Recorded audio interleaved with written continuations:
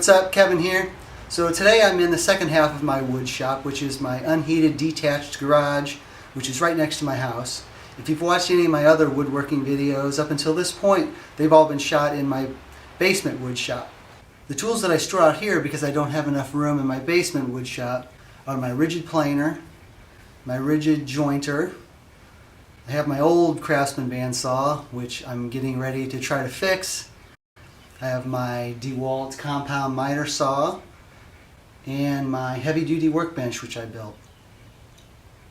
Having my wood shop split into two separate areas isn't ideal, but it's really not that bad because the tools that are out here in the garage I don't typically use as much. They're more of like a one-time thing, you know. I can bring my wood out here, cut it to length on the miter saw, run it across the joiner, and then run it through the planer, and then just take it all back down the stairs to my basement wood shop, which is about 30 feet away, so it's not that inconvenient.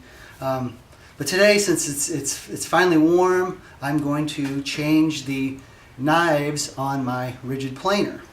I've had this machine for over 8 years, and I'm still on the first edge of the knives that came with this machine.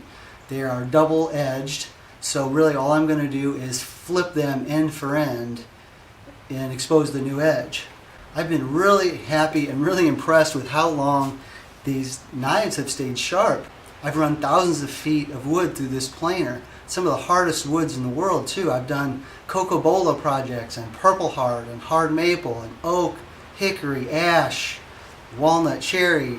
I've probably run 6 entire cedar trees through this, and I took a look at the blades yesterday, and actually they're still fairly sharp, and when I run wood through there I still get nice big wood chips.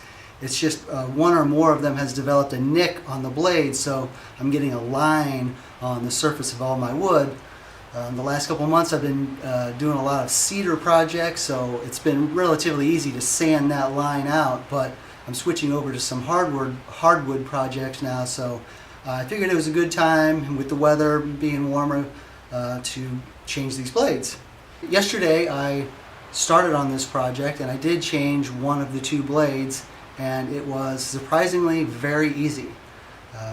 But I thought it might make an interesting video if someone has this machine, just to see how easy it is to change those blades. So what I'm going to do is show you how to change a blade as I do the second blade. So the first thing you need to do is remove this dust housing. Before I do that, I guess this needs some explaining. Believe it or not, this is an enhancement to this dust collection. By just taping a few pieces of fairly rigid plastic, this is plastic that came from like a package of curtains or something, by just creating a semi-sealed compartment here with a piece of plastic on each side and a piece of plastic on the back, you would not believe the improvement in dust collection that just this makes. It took me about 5 minutes to make, which you can probably tell. Didn't cost me anything but a couple pieces of tape. So if you've got this machine and you're unhappy with the dust collection, spend a few minutes, you know, grab some plastic, or you could probably think of some better way to do it, but just, you know, you wouldn't believe the amount of dust collected was so noticeable the first time I used it. So anyway, that said, all you need to do is unscrew these 3 knobs. Comes right off. And this is the housing that covers the cutter head, and it just pulls right off. Before you start trying to remove the blade, you want to get the cutter head locked in place. And the way you do that is, if you're looking at the machine from the back, on the far left hand side, if you look underneath it, you'll see the drive belt. And just reach in there carefully and move the belt, and the cutter, you'll hear and feel the cutter head lock into a notch that locks it in place. So since I'm finished with one of the blades, I will need to rotate the cutter head around 180 degrees to expose the second blade. So what you do is you press down on this red lock release lever, reach underneath the deck and find the drive belt. Rotate the cutter head until you see the next blade, release the red lever, and the cutter head will lock into place. You'll also see 7 square head bolts. Those bolts push a metal strip up against the blade which wedges the blade into place. All you got to do is loosen all of those. I don't know if these bolt heads are metric or not, but a 5/16 wrench works just fine. And you want to turn them from left to right. They're not reverse thread, it's just you're looking at them kind of upside down, so it seems like they're reverse thread, but they're not.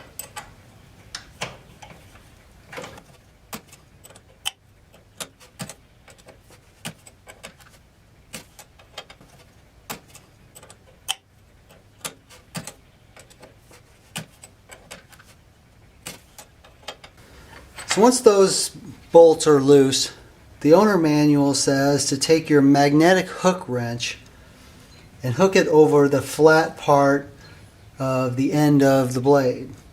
Now, I don't know if I ever got a magnetic hook wrench with this machine. If I did, it has long since been lost, and I don't ever remember seeing it.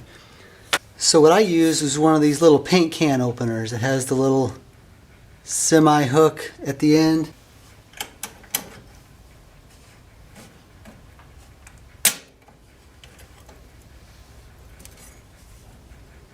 I'm going to clean off some of this debris and put a little oil on this blade.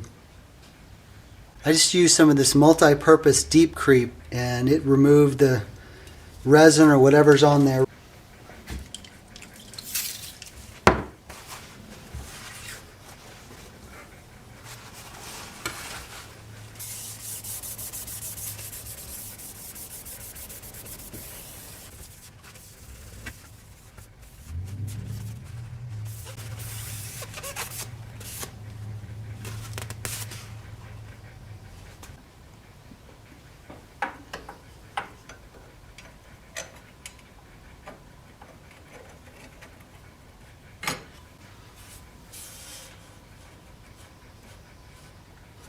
Just make sure it's bottomed out.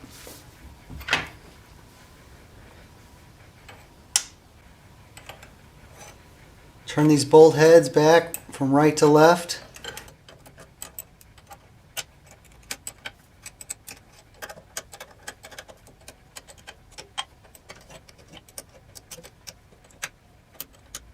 Okay, well I guess this video wouldn't be complete if I didn't do a test cut. I've got a piece of walnut here. I've jointed one side flat. The other side is all kinds of lopsided and rough. I'm going to run this through with these new blades and see what happens.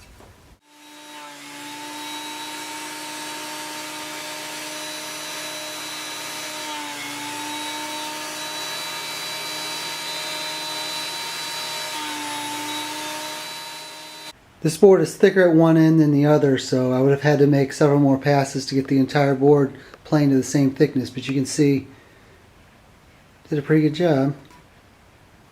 So that's really all there is to it. I don't know why I was dreading changing those blades. It was one of the easiest blade changes I've ever done. Alright, thanks for watching. I'll see you next time.